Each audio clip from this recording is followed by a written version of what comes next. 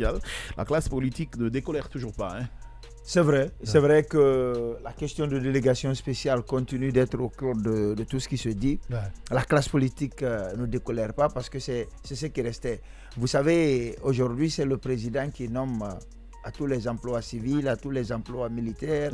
Même là où les gens sont élus, c'est le président qui a nommé. Vous savez que c'est lui qui a nommé CNT, tous les membres du CNT. Vous savez, d'ordinaire, c'est le président qui nomme symboliquement le président de l'Assemblée nationale. Mais quand il y a eu élection, les députés votent entre eux, désignent quelqu'un et c'est par décret que le président nomme le président de l'Assemblée nationale. Sauf qu'ici, il n'a pas attendu que les membres du CNT désignent dans ça comme leur président à l'issue d'un vote pour qu'ils prennent le décret. Il l'a tout de suite imposé. C'est lui aussi qui nomme tous les membres au niveau de l'appareil judiciaire aussi, il nomme pas mal de personnes.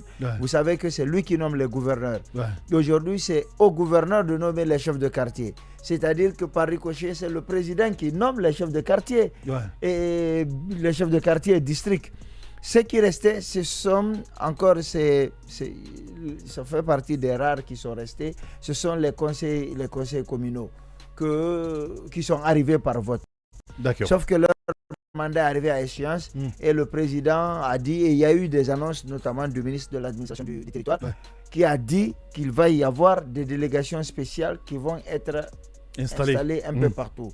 Sauf que deux problèmes se posent. Dis-nous. Le premier problème, c'est que la classe politique n'est pas associée. D'accord.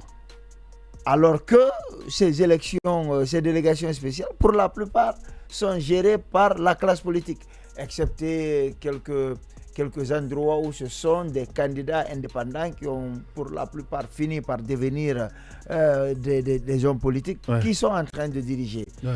Et donc, on se demande pourquoi il va y avoir des délégations spéciales qui doivent arriver et que la classe politique est écartée. Quel est l'objectif de ça? Où est l'inclusivité? La deuxième chose, c'est que vous savez, beaucoup ont taxé le CNRD de partisan, d'avoir un candidat, ou alors de préparer tout, comme on le dit au Mali, pour que le général Doumbouya ôte sa tenue de militaire et qu'il puisse être candidat. Vous savez qu'il a démissionné déjà de la tête des forces spéciales, du groupement des forces spéciales.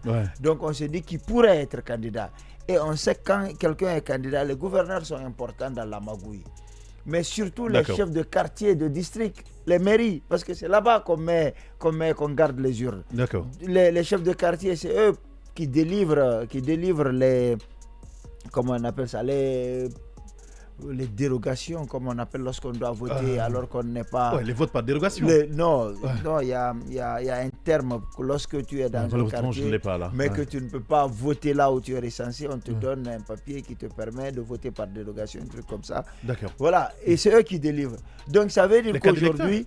Non, pas les cartes. Quand tu as déjà ta carte d'électeur. J'essaie de t'aider, mais malheureusement, je n'ai pas le truc. Je pense avec les dérogations. Mais ce que je veux dire, c'est que aujourd'hui, tous ceux qui doivent être nommés et tous ceux qui doivent être élus sont nommés soit par Mamadi, le général Mamadi Doumbouya, soit par quelqu'un que lui-même il a nommé. Ça veut dire que Kamal, mis à part Khalil Oulare, qu'on a directeur général de Dioma, c'est Mamadi qui nomme à tous les emplois civils, tous les emplois militaires, c'est lui qui nomme les directeurs généraux, c'est lui qui nomme les chefs de quartier, c'est lui qui nomme théoriquement les chefs secteurs, c'est lui qui nomme tout le monde et il a décidé de n'associer aucun parti politique. S'il n'a pas d'intérêt à ce que les partis politiques soient éloignés au maximum de la gestion directe des élections, où est l'inconvénient d'appeler les partis politiques et de leur dire qu'est-ce que vous en pensez, comment on va gérer ces délégations spéciales. Et l'autre problème, est-ce qu'on a besoin aujourd'hui d'une délégation spéciale si on a décidé d'organiser les élections en 2024? On est déjà en 2024 là. On ne me dira pas qu'une délégation spéciale est plus légitime que des conseils communaux qui ont été élus au suffrage universel. Alors, je dis donc qu'il y a anguille sur roche et les politiques aussi pensent trouvent qu'il y a anguille sur roche et qu'il faut tirer la sonnette d'alarme sur l'engagement principal du général Doumbouya. Il ne sera pas candidat, aucun membre du CNRD ne sera candidat. Il faut attendre de voir parce qu'on a dit que la charte continuera de rester en vigueur jusqu'à ce que la transition finisse. Mais lorsque la constitution sera promulguée et qu'on va dire qu'à partir d'aujourd'hui, la constitution rentre en vigueur, est-ce qu'on va continuer, vous voyez la confusion juridique, est-ce qu'on va continuer à travailler avec la constitution et la charte à partir du moment où la charte ne sera plus valable? Je me rappelle un peu le cas malien, tu vois. Voilà, merci. À partir du moment où la charte où la constitution sera en vigueur, est-ce que la charte pourra continuer d'exister?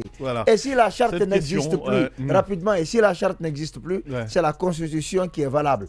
La loi ne dispose que pour l'avenir. Est-ce que les engagements du général Doumbouya tiendront? Donc il faut faire attention.